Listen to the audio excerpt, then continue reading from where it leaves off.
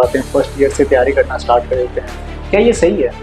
देखिए, इसकी सिर्फ प्रिपरेशन करते जा रहा हूँ तो मैं थोड़े टाइम पीरियड के लिए सीरियस रहता हूँ। 1 ईयर 2 ईयर ऑनलाइन पेपर के अंदर आपको चाहिए टाइमिंग की इसकी बहुत अच्छी खासी। आपको अगर टाइम मैनेजमेंट में बात कर रहा हूँ स्पीड की, और स्पीड नए नए क्वेश्चन करने से नहीं आती, स्पीड आती है बार बार सेम क्वेश्चन के रिपीटेशन।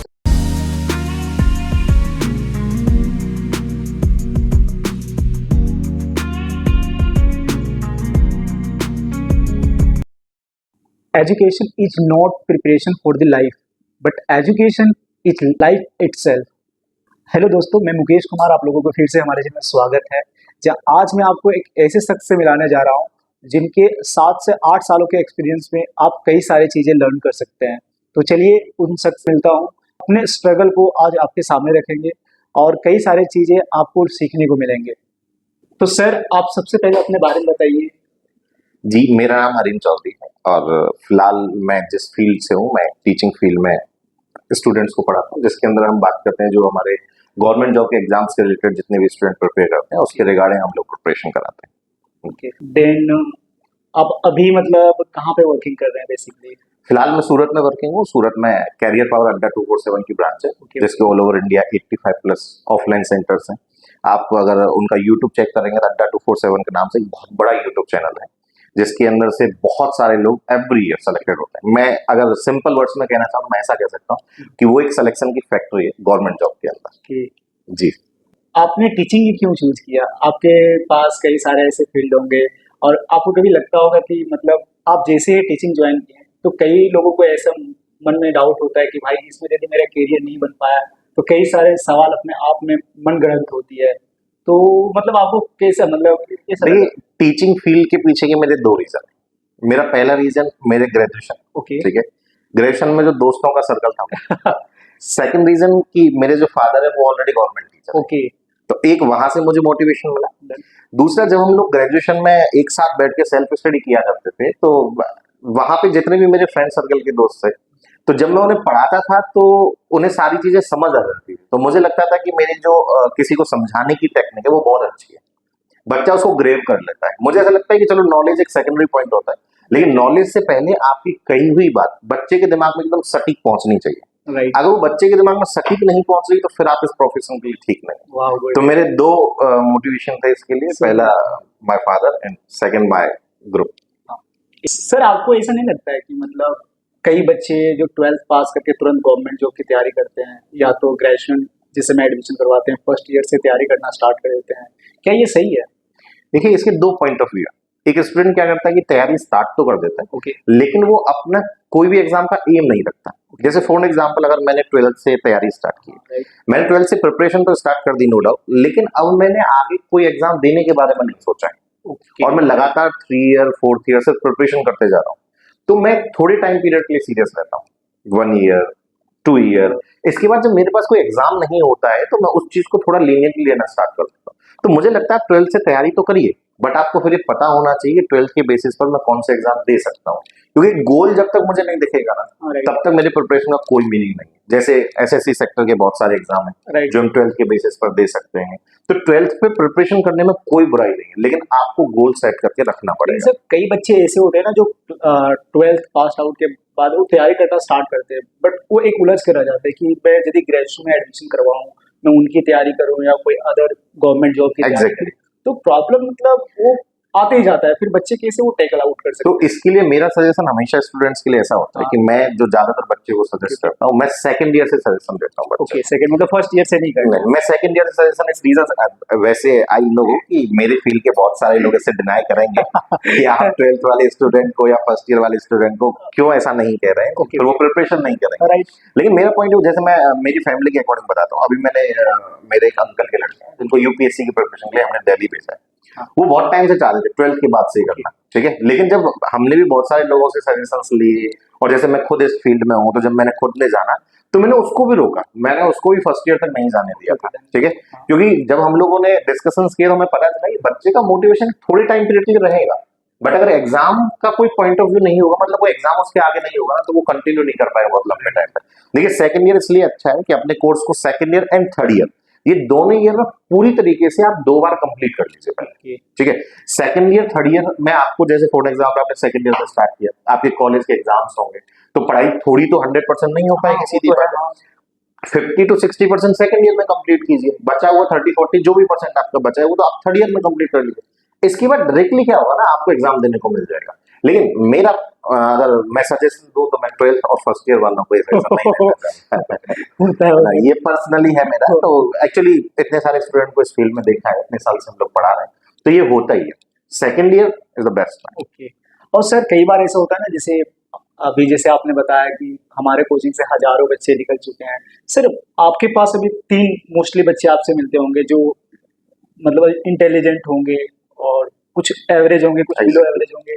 तो बिलो एवरेज को आप किस तरीके से कैचअप करते हो? वैसे बच्चे भी बहुत बेहतर कर लेते हैं, मैंने सुना। देखिए मेरे लिए एक्चुअली बिलो एवरेज नाम का वर्ड मेरी डिक्शनरी में नहीं आता। अच्छा, हाँ, उसका रीजन ये है कि सबके पास एक ही माइंड है, ओके, हम उसे यूज कितना करते हैं ये हमारे ऊपर डिपेंड करता है। राइट, देखिए बिलो एवरेज बच्चे का सिंपल सा मोटिव है कि कोई चीज मैं 1 मिनट में समझ जाता हूँ, हाँ। हो सकता है उसको दूसरा स्टूडेंट 5 मिनट में समझे, राइट, बट अगर वो अपने एम को लेकर सीरियस है तो 100% उसे समझेगा। और आपने बिल्कुल सही कहा, मुझे तीनों टाइप के स्टूडेंट्स मिले हैं, नो डाउट, है ना। और ऐसे बहुत सारे स्टूडेंट हैं जो बहुत इंटेलिजेंट थे बट आज किसी गवर्नमेंट जॉब में नहीं है, और ऐसे बहुत सारे स्टूडेंट हैं जो इंटेलिजेंट न होकर भी एक बहुत अच्छी पोजीशन पे। Right, right. कई सारे एग्जांपल यहाँ पे भरे पड़े हैं, जैसे राजस्थान से कई सारे बच्चे ऐसे हैं बहुत जो सारे अभी आपका डिपेंड करता है कि आपका जो गोल है ना, आप उसमें कितना कंटिन्यू है ना। दूसरा प्रायोरिटी, ओके, कि आपकी प्रायोरिटी कितनी सही है। जैसे फॉर एग्जांपल आपके सामने मैंने 2 पॉइंट्स रख दिए, ठीक है, हाँ, कि ये है आपको घूमने जाना है, 7 दिन का एक पैकेज है, राइट, और ये है 7 दिन के बाद आपका एग्जाम है। हाँ, अब हम क्या चूज करेंगे इनमें से? देखिए ये आपने पैकेज चूज किया घूमने का, तो आपको 7 दिन बहुत मजे आने वाले हैं। राइट, अगर आपने दूसरा पैकेज चूज किया तो 7 दिन आप फुल्ली बोर होने वाले हैं, बट इसके आगे आप पूरी लाइफ मजे उठाने वाले हैं। तो सेकंड और ऑप्शन वहां पर प्रॉब्लम है फर्स्ट में, तो बस प्रायोरिटी अपनी सही सेट कीजिए, फिर आपको कोई प्रॉब्लम नहीं क्रिएट होने वाला है। तो Right. बिलो एवरेज स्टूडेंट के लिए मेरा एक सिंपल सी लाइन कहना है, देखिए आराम से चलते रहिए, अपनी जिस पढ़ाई को आप कंटिन्यू कर रहे हैं लगातार लगे रहिए, एक चीज को एक बार नहीं 10 बार पढ़िए, हो सकता है बाकी स्टूडेंट 5 बार में समझ जाए, लेकिन आप 10 बार में जरूर समझेंगे। और हारिए मत, क्योंकि हर किसी के लिए भगवान ने ऊपर से कुछ अच्छा लिखा है। राइट सर, वो तो है। तो फिक्स है, लगे रहिए बस। मैं खुद के लिए भी यही कहता हूँ, बस लगे रहो, आपके साथ 100% को अच्छा होगा, और आपका गोल आपको 100% मिलेगा, ये 100। और सर कई बार ऐसे स्टूडेंट होते हैं ना जो मोस्टली तैयारी तो कर रहे हैं, ऐसा नहीं कि नहीं कर रहे हैं, वो भी जिस तरीके से टॉपर टाइम दे रहे हैं, वैसे ही एक जो वीक स्टूडेंट होता है वो भी टाइम दे रहे हैं, लेकिन कई बार ऐसा होता है ना, उन्हें अंदर से डीमोटिवेटेड फील होता है कि भाई मैं नहीं कर पा रहा हूँ। उसका रीजन क्या है ना, कि हम एक्चुअली दूसरों की स्ट्रेटेजी चुराने की कोशिश, राइट, राइट, एक तो पॉइंट हाँ ये सही है। दूसरों की स्ट्रेटेजी चुराने की कोशिश अगर आप करेंगे तो आप सक्सेस नहीं होंगे। मेरे पढ़ने का तरीका अलग है, Right. जैसे कि आपका पढ़ने का तरीका अलग है, किसी और के पढ़ने का तरीका अलग होगा। अब मैं कोशिश कर रहा हूँ मैं आपके वाले तरीके से पढ़ूं, तो ये पॉसिबल नहीं होगा, और ये पॉसिबल जब नहीं होगा तो इसके बीच में मुझे सिर्फ फेलियर्स मिलेंगे, राइट, और बस उन्हीं फेलियर से मैं परेशान होता रहूंगा, और वही फेलियर्स मुझे डिमोटिवेशन देते हैं, है ना। आई नो इस मार्केट में बहुत सारे मोटिवेशनल स्पीकर भरे पड़े हैं, लेकिन मोटिवेशनल स्पीकर से हम थोड़े चंद सेकंड चंद मिनट के लिए मोटिवेट होते हैं, हमारा रिजल्ट ही हमें मोटिवेट करता है। अब आप किसी और की स्ट्रेटेजी फॉलो कर रहे हैं, आपको सबसे पहला काम करना पड़ेगा खुद की स्ट्रेटेजी बनाए, राइट, ठीक है। उस स्ट्रेटेजी को पकड़ कर रखिए। आप चाहें कि वो 4 दिन में आपको काम करके दे दे, पॉसिबल नहीं है। अपनी खुद की स्ट्रेटेजी पर आपको 100% भरोसा करना पड़ेगा। वो कहते हैं ना कि अगर इस दुनिया में सबसे ज्यादा भरोसा किसी पर करना है तो वो आप खुद होने चाहिए, कोई और नहीं। खुद पर भरोसा करो, आपको 100% बहुत जबरदस्त चीज निकल कर मिलेगी वहां से। तो भरोसा बहुत जरूरी है, और खुद पर, दूसरे की स्ट्रेटेजी पे नहीं, है ना। हाँ, हम लोग दूसरे की स्ट्रेटेजी पर फोकस ज्यादा करते मोस्टली बच्चे ऐसे करते हैं कि जैसे किसी की नोट्स बुक देख लेना, या तो वो जो टाइम टेबल फॉलो किया है Exactly. उनके बेसिस पे चलना। हैं। वो 3 घंटे मैथ्स पढ़ रहे हैं, तो मैं भी 3 घंटे पढ़ूं, उनके possible. कैपेबल में नहीं है वो। आप हर किसी बंदे की जो कैपेबिलिटीज है पढ़ने की वो अलग अलग है। Right. मैं 2 घंटे लगातार पढ़ सकता हूँ, हो सकता है कोई स्टूडेंट 1 घंटे पढ़े, कोई 5 घंटे भी पढ़ सकता है ना। मैं 5 घंटे वाले को कॉपी क्यों करूँ? देखिए वो टाइम गया जब हम घर बैठकर कॉपी किताब खोल के हमारे पेरेंट्स को दिखाया करते थे कि हम पढ़ाई कर रहे हैं। राइट, अभी वो टाइम है कि हम जो भी करेंगे उसका सीधा रिजल्ट हमको मिलेगा। सिंपल। तो सिंपल, अपने साथ लॉयल हो, बस कुछ नहीं है। सर आपके लाइफ में कोई ऐसा स्टूडेंट आया जो पढ़ाते समय आपको बहुत ज्यादा मतलब क्वेश्चंस करते हैं, वो भी ऐसा नहीं कि मतलब कुछ एक्चुअली उनके पास क्वेश्चन है आपको डिस्टर्ब करने के लिए? कई सारे ऐसे बच्चे आते हैं ना, मतलब आप कैसे टेक आउट करते हैं? देखिए टीचिंग फील्ड एक ऐसा फील्ड है हाँ। जिसमें हमें बहुत मिक्स्ड क्वालिटी ऑफ स्टूडेंट से ओके हाँ मिलना होता है ना? राइट जैसे कि अब मैं बात करूं तो मैं खुद मेरे ग्रेजुएशन में एक बैक बेंचर स्टूडेंट था फ्रेंकली, है ये ना? तो funny है। और बैक बेंचर स्टूडेंट होने के नाते मुझे पता है कि कौन से क्वेश्चन लॉजिकली होते हैं स्टूडेंट के और कौन से नहीं होते। राइट तो हमारी चलती हुई क्लास में बहुत बार स्टूडेंट बहुत अच्छे क्वेश्चन भी पूछता है और कभी कभी वो बहुत क्वेश्चन पूछ लेता है, उसको नहीं लगता कि हमें पता है, बट हमें पता होता है कि वो क्वेश्चन उसने सिर्फ एक डिस्टर्बेंस के लिए पूछा है। बट एज अ टीचर हमारा हर क्वेश्चन का जवाब देना एक फर्ज बनता है, राइट चाहे वो बच्चे का लॉजिकली क्वेश्चन हो, इलॉजिकली क्वेश्चन हो, क्योंकि बच्चे को सेटिस्फाई करना ही इस फील्ड का एक सबसे बड़ा सबसे बड़ा टास्क है। हाँ ठीक है।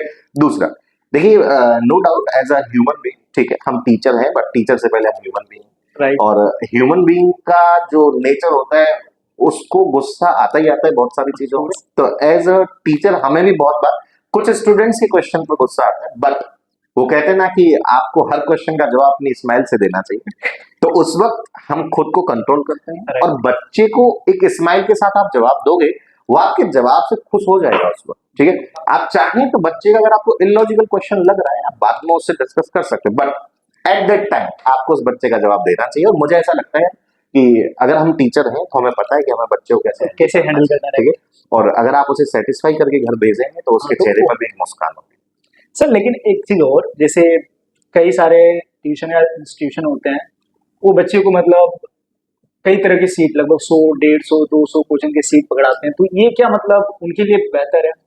देखिए, जैसे कि दो तरीके के लोग होते हैं। एक लोग कहते हैं कि राइट जितनी ज्यादा बुक सॉल्व कर सकते हो हाँ उतनी राइट करो। हाँ ठीक है।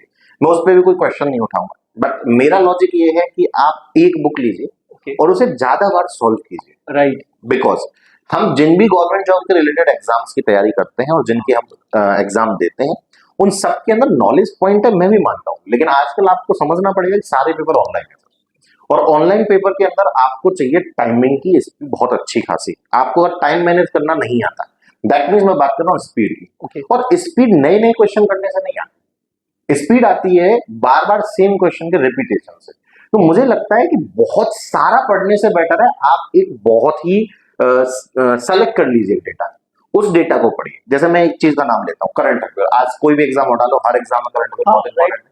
अच्छा, कितना ही करंट अफेयर पढ़ लो कम है।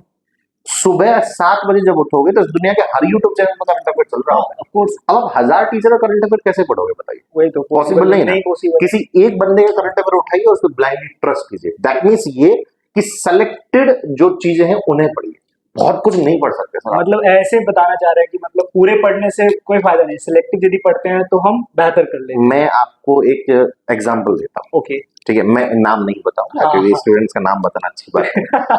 मेरा एक स्टूडेंट था और उस स्टूडेंट का हर प्री का एग्जाम निकलता था, ओके हाँ है ना, हर प्री का एग्जाम, लेकिन उसका एक एग्जाम कभी नहीं निकलता, वो है मेंस के एग्जाम। ओके रीजन, मैंने उसको देखा कि वो बहुत कुछ पढ़ना चाहता है, बहुत कुछ। मतलब प्री learning के बाद जो process। टाइम मिलता था उसको बहुत कुछ पढ़ना। मैंने उसको बहुत बार समझाया कि देख भाई, सब कुछ पढ़ने से कुछ नहीं होगा। प्री निकलने के बाद मेंस के लिए तुम तैयारी ऑलरेडी कर चुके हो, तो अब जो तुम कर रहे हो ना, वो तुम कुछ चीजें सेलेक्ट करो और उन्हें पढ़ो। ओके अगर उसे जीके भी पढ़ना है, ठीक है, तो जीके के कम से कम नहीं तो 4 टीचर को फॉलो करेगा उस टाइम ऑफ पीरियड पे, और वो आज तक मेंस नहीं निकाल पाए। हर बच्चे को मैं सजेस्ट करता हूँ भाई 1% पकड़ो और जितना उसका जो भी डेटा है आप निचोड़ सकते हो वो निचोड़ लो। और बहुत सारे लोग सिलेक्टेड है, बट वो नहीं है। ज्यादा चीजों पर नहीं भागना है, कम चीजों पर भागिए, लेकिन वो आपके जुबान पर होना चाहिए और मिलेगा पेपर में 100% मिलेगा। तो हम बहुत सारे डेटा पे जो भागते हैं ना सर, मेरे लॉजिक से अगर मैं कहूँ तो ये एक रॉन्ग है। थोड़ा सेलेक्टेड डेटा चुनिए, सेलेक्टेड डेटा के थ्रू आपको बात करनी चाहिए। बढ़िया।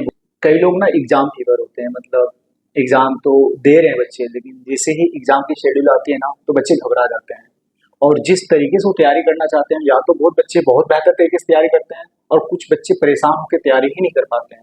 इनके बारे में आपकी मतलब क्या सजेस्ट है ये उन बच्चों एक को? बहुत नॉर्मल सा प्रॉब्लम है हाँ जो इस दुनिया में एग्जाम की तैयारी करने वाले हर बच्चे को, हाँ राइट ठीक है। इसके बारे में मेरा एक सीधा सा पॉइंट है जो मैं खुद के लिए भी बोलता हूँ, जो मैं स्टूडेंट्स को भी हमेशा मेरी क्लासेस में भी बताता हूँ, हर ऑफलाइन सेंटर में, कि मेरा ये कहना है यार, एग्जाम देने कौन जा रहे हैं? हम। राइट तो वहां के राजा कौन है? हम। और जब राजा एंट्री मारता है तो राजा कैसे डर सकता है? वही तो। अब अगर हम जाएंगे ऑलरेडी पहले से डरे हुए, तो सीधी सी बात है कि एग्जाम हॉल में आप जो सही करने वाले हो ना, वो भी आप गलत हो। गलत करके आएंगे। जैसे मैं फ्रैंकली बताता हूँ, जब मैं एग्जाम देने जाता हूँ, मैं ये नहीं कह रहा आप फॉलो कीजिएगा लेकिन जब मैं एग्जाम देने जाता था तो मेरा जो एडमिट कार्ड है ना, ओके, वो भी आराम से मेरे हाथ में ऐसे फोल्ड करके आराम से मस्त रहता था। मैं पूरे एग्जाम सेंटर से पहले आराम से घूमता था पूरे एग्जाम सेंटर। वो नहीं देखा आराम से अपना कॉपी को हाँ हाँ, कॉलेज टाइम पूरी फोल्डिंग करके मस्त घूम रहे। और मैं सच बता रहा हूँ, आप इस माइंड सेट के साथ जाइए। एक्चुअली हम रिजल्ट पहले सोच रहे हैं, रिजल्ट हमारे हाथ में नहीं है। हमारे हाथ में जो हमने किया है वो वहां जाकर कंप्लीट करना। हम सोच रहे हैं रिजल्ट। जैसे कि आप एग्जाम हॉल के बाहर खड़े होकर एक क्वेश्चन बहुत सोचते हैं कि आज मेरा क्या होगा, क्या हो गया, राइट राइट, ये आपके हाथ मोस्टली में बच्चे, नहीं, हाँ ये आपके हाथ में नहीं। जो आपके हाथ में नहीं वो आप क्यों सोच रहे हैं? आपके हाथ में है कि मैं अंदर जाऊं, पेपर को बहुत अच्छे से अटेंड करूं, बाहर आऊं और अगले एग्जाम की तैयारी करूं। आपकी ये प्रोसेस होनी चाहिए। हमारी प्रोसेस होती है घुसने से पहले कि आज हमारा क्या हुआ, निकलने के बाद कि यार अच्छा नहीं हुआ, अब अगले एग्जाम की तैयारी आप करेंगे। ये दोनों प्रोसेस आप खत्म कर दो, मैं गारंटी दे रहा हूं आपका एग्जाम बहुत अच्छा होगा। दूसरा, उस एग्जाम से क्यों डर रहे हैं जिसकी तैयारी आप करके जा रहे हैं। जैसी तैयारी मैंने की है वैसी सारे लोग करके आए, राइट है ना। दूसरा, लोगों को लगता है कि कंपटीशन कम करने के बहुत सारे तरीके होते हैं। राइट, पहला तरीका, आपका कॉन्फिडेंस अगर बिल्डअप है ना, दो चार को वैसे ही गिरा देता है। पहला पॉइंट, दो चार लोग जो आपको फुली कॉन्फिडेंस में देखते हैं तो वो खुद नर्वस होते हैं उस चीज को लेकर। अब आप यदि खुद नर्वस दिखेंगे तो सीधी बात है पेपर आप पर हावी होगा, आप पेपर पर नहीं। राइट, अगर आप चाहते हैं कि पेपर पर आप हावी हो तो आपका कॉन्फिडेंस बहुत बूस्टअप होना चाहिए। पॉजिटिव माइंडसेट के साथ एग्जाम में जाइए। जैसे मैं क्या सोच कर जाता हूँ, मैं सिंपल सोच कर जाता हूँ, मुझे जितना आज आता है मैं जाकर करूंगा, बात खत्म हो गई। उससे ज्यादा मेरा कोई सोचना नहीं होता। ऐसे एग्जाम सेंटर मुझे बहुत बच्चे मिलते हैं। मैंने किसी बच्चे को एक बार ऐसा ही हुआ था, उस बच्चे ने कहा कि सर मैं 3-4 साल से तैयारी कर रहा हूँ, प्रिपरेशन बहुत अच्छी है लेकिन एग्जाम अच्छा नहीं जाता। हाँ राइट, ये तो सब मोस्टली मैंने उससे सिंपल क्वेश्चन पूछा, मैंने कहा फिलहाल दिमाग में क्या चल रहा है। उसने मुझे सेम लाइन बोली कि मेरे दिमाग में चल रहा है कि आज पेपर में मेरा क्या होगा।